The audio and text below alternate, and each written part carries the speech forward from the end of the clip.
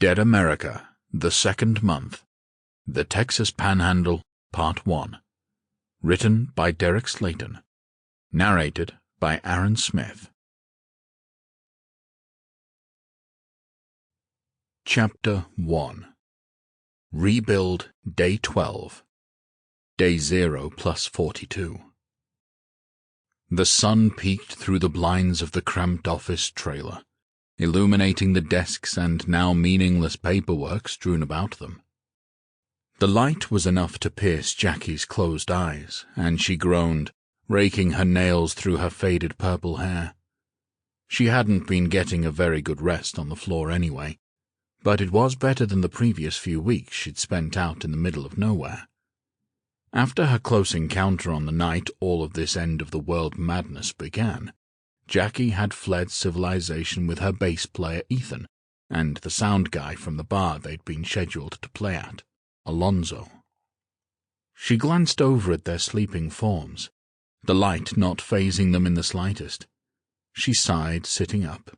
There was a calendar on the wall that still said October. She couldn't remember if this had all happened in October or November. She tried to think back, but it just wouldn't come. Jackie shook her head in frustration, realizing she didn't even know what month it currently was.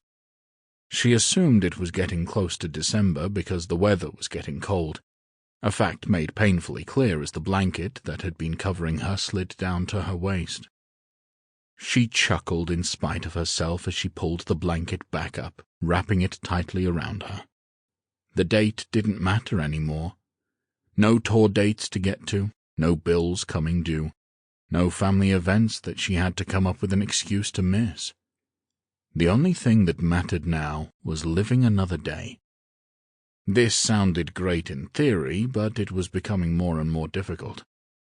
They were under constant threat of attack from those undead things, which was why they'd had to leave their camping spot in the middle of nowhere and come to the relative comfort of this office shed. Luckily, the family that had already staked claim to it, the Connors, were nice enough people.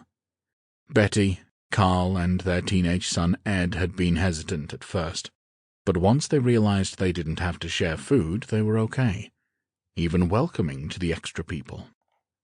Walking corpses weren't the only threat out there.